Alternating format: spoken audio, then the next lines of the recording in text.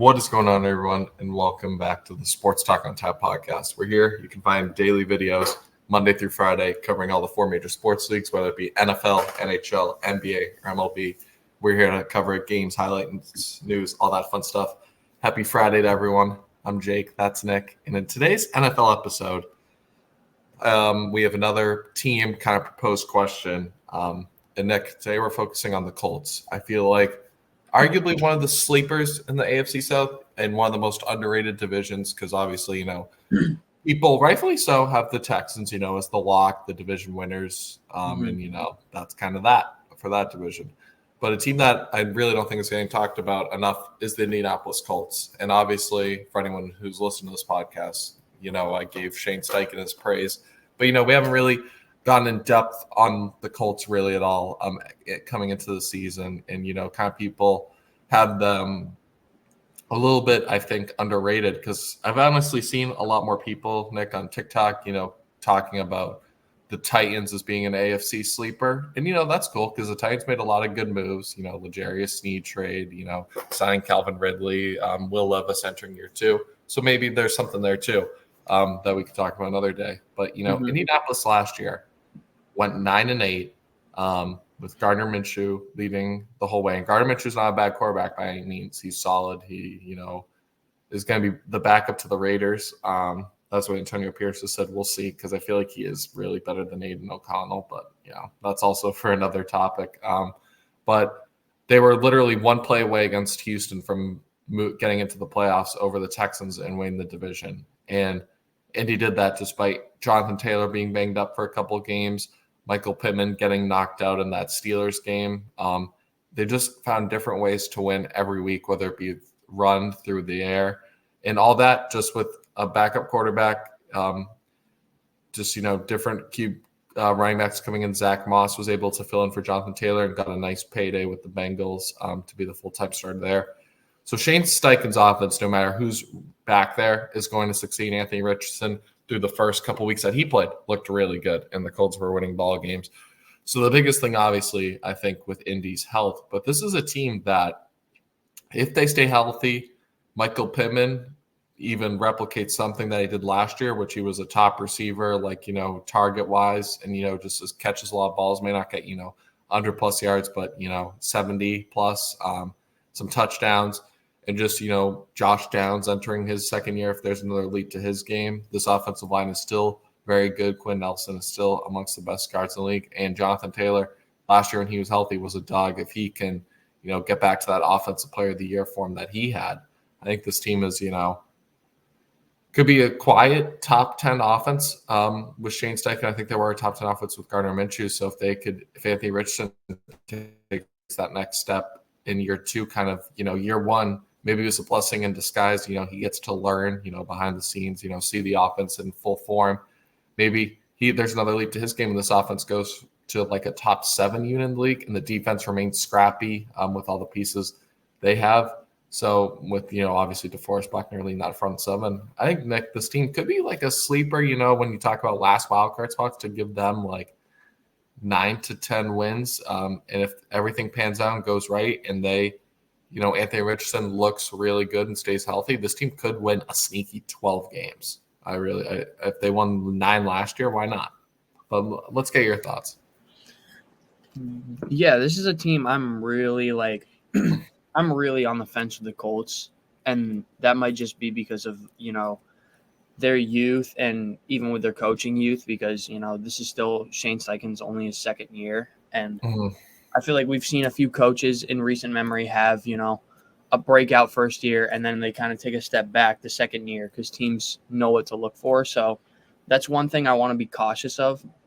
But I do really see them as a team that is, if they're on the outside looking in, they're probably the first team on the outside. Like if they're not in the playoff hunt, they're the first team out of it. They're not like a bottom of the barrel team. I just think with the Texans being in that division, the Jaguars also being in that division, I think the Jaguars are going to be better this year than they were last year. They kind of had that halfway through the season collapse where they missed the playoffs after being the 1 seed. But part of that was just because of injuries. Yeah, that was part of That was partially because of injuries. But I just gotta. It's really a see it to believe it team for me, and I know that's kind of the case for so many people with so many different teams. But I think the Colts have all the talent. I think their defense is like sneakily really good with some really good pieces, and we all know what Jonathan Taylor can do when he's on his game. So it's just putting all the pieces together.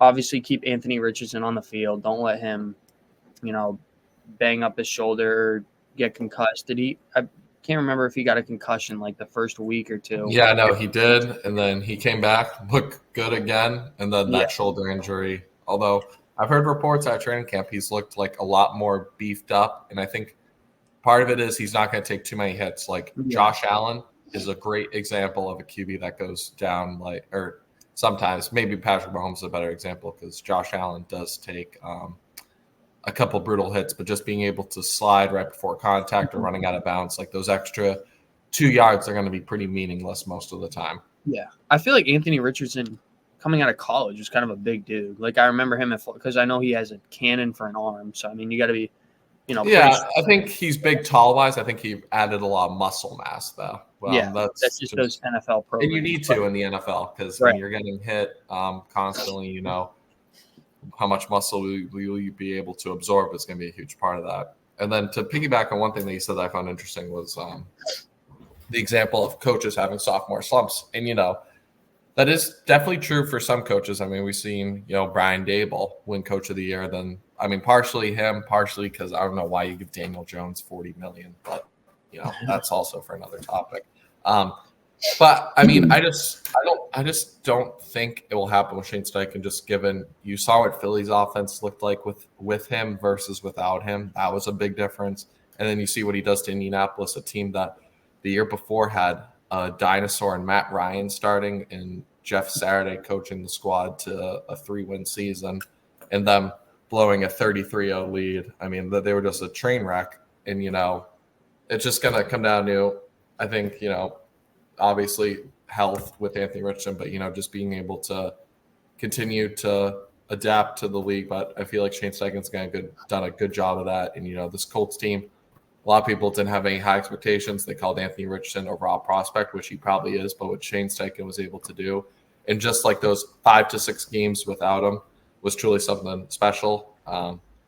And he looked really good. He looked like arguably there was talks early in the season with him and C.J. Stroud, offensive rookie of the year, because Anthony Richardson was really that good at the beginning. But you are right though. You sometimes you just gotta see it before you believe it, because the Colts are also an organization not known for steady success. They had the Andrew Luck for a couple of years, and then shit goes out the window. So it's kind of, it really is a real thing sometimes with these organizations. But I do think they have the right structure in place, and I think they found the right coach they need to, because Jeremy Irsay is a crazy guy that, is just willing to, we talk about David Temper of the Panthers, but Jeremy Irsay is one of those guys that just makes all these crazy moves that were like, what the hell? But, at the end of the day, Indianapolis, I think that whole division really could be a sleeper. And it would surprise me, if obviously I have the Jags winning that division, but wouldn't surprise me, if the Colts came up with their schedule, won 12 games, and we're just able to take advantage of splitting probably with the Texans and Jags, but winning against sweeping the Titans and just winning games they're supposed to, because this team won games they weren't supposed to last year and took care of business in games they really were supposed to. So overall, just it's gonna be an exciting year in Indianapolis, though. I'm excited to see what camp news we get. The Richardson look like, because if he starts getting banged up even in training camp, then I start getting really concerned. But I'm gonna give him the benefit of the doubt, and we'll see. Obviously, coming into year 2, what this team is made of, because huge leap from just 2 seasons ago where this team was a dumpster fire picking top 4, and now they get, it looks like their guy and their coach. So yeah, things happen in Indianapolis. I do. I think all the pieces are there. It's just up to the team and that coaching staff to put them together the right way and not just throw all the pieces all over the board. And then the Texans, Colts, or the Texans and the Jaguars and the Titans blow by you in the division. So I think one thing you pointed out that is really another reason why I'm on the fence with them is their inconsistency of success. Like 1 year or like 2 or 3 years, the Colts will be really bad, and then just they'll randomly have like this 10-win season. And we saw that I think in 2021. I'm pretty Carson sure. Wentz. Yeah, they I did not expect them to be like a great team. And Jonathan That was Taylor, when Jonathan Taylor, I think, came second in Offensive Player of the Year, if not won yeah, it. he was unreal. I had him in fantasy, so I can tell you he was unreal. But We'll never forget that Saturday night game, him and the Patriots. yeah, he like single-handedly beat the Patriots that game. But Carson Wentz threw for under 100 yards. Like it was that was a crazy game. Remind me of the Patriots Bills game that year as well. That was the Patriots were the 1 seed, I think, during that time. So it was like a really big game for the Colts and the Patriots. So that was kind of. I still think the Colts actually missed the playoffs despite winning. They did. Like They did. They had to beat the Jaguars, who Jaguars, had like who were Urban Meyer's Jaguars. they were terrible. I think Urban Meyer even got fired. He didn't even finish the season, so it was like some random intern that was able to earn them that dub. Yeah, you're right though. Colts inconsistencies They're just too up and down for me to like have a dead set. Yes, I think they're a playoff team for sure. Because I don't know what kind of season they're gonna have. They've had talented rosters before and just haven't been good. So no, you're right with that. I definitely. But I think, like we said, whenever it's if it was like the same coach, I would believe it. But I trust Shane Steichen, and by no means am I calling them a Super Bowl contender, but they are a team that could definitely surprise some people, win 11 games, maybe win a playoff game, be like last year's Texans. Up and coming. But even then, though, they were still 9 wins last year. So just kind of, earn the respect to get in and be a strong playoff team.